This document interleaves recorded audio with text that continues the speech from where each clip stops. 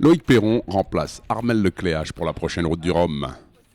You're watching the Sailing Updates Desktop News. Welcome to the office. Le navigateur baulois abandonne sa participation à la route du Rhum Vintage sur son petit trimaran jaune Happy au profit de Banque Populaire 7.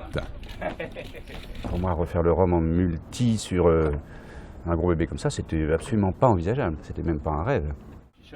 Gravement blessé à la main alors qu'il lavait sa voiture, le skipper Armel Lecléache est contraint de déclarer forfait pour la route du Rhum. Ah oui, juste. C'est sûr que c'est pas facile à vivre. Je pense que tant que la route du Rhum sera pas finie pour moi, j'en aurai un peu gros sur la patate. Le Rhum, c'était c'était un rêve de pouvoir jouer dans la catégorie ultime et de faire partie des grands favoris. Maintenant, il y en aura d'autres, j'espère. Et puis, je vais le vivre par procuration.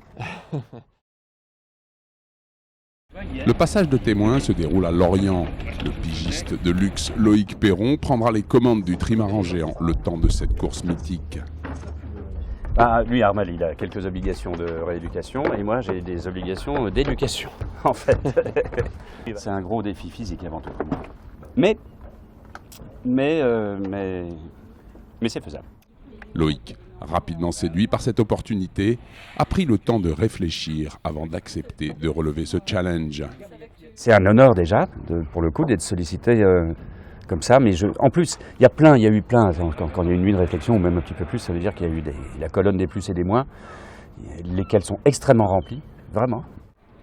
Armel, qui maîtrise parfaitement son support, accompagnera Loïc Perron dans sa préparation à la route du Rhum, dans la catégorie des ultimes.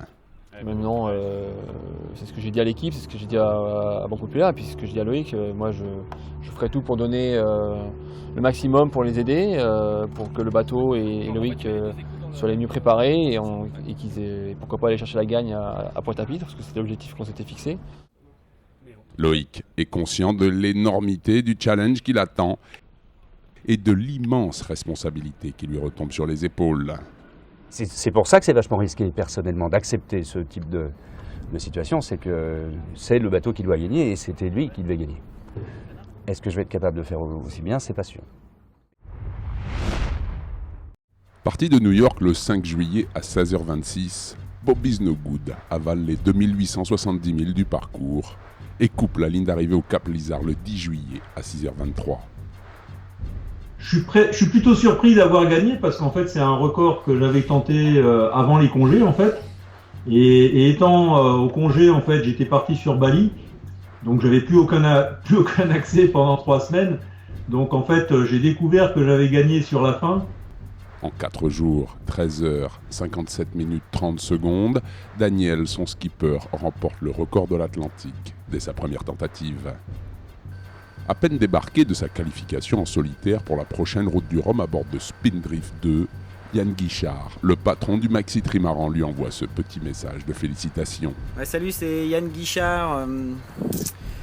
Je voulais te féliciter parce que 4 jours, 13 heures, 57 minutes, 30 secondes pour traverser l'Atlantique cet été, c'est assez impressionnant.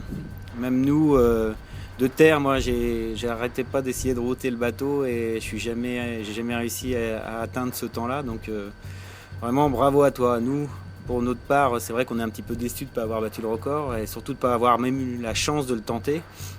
Mais c'est le jeu des records, alors c'est clair que la prochaine fois, je vais peut-être me mettre à Virtual Regatta comme toi et combattre contre toi parce que au moins, ce sera du concret. Alors encore bravo à toi et à bientôt. Mention spéciale pour l'artiste et champion de l'épreuve, il profite de ses longues journées de stand-by pour dessiner à voile levée un bien joli bateau au milieu de l'Atlantique. On va dire une fois qu'on a eu la tentative, le temps était tellement pourri et c'est vrai que pour Spindrift 2 justement, on voyait que c'était pas globe. J'ai dit tiens, je vais essayer de leur faire un petit clin d'œil et en fait. Rendez-vous la semaine prochaine, même heure, même endroit. D'ici là, au revoir et bon vent.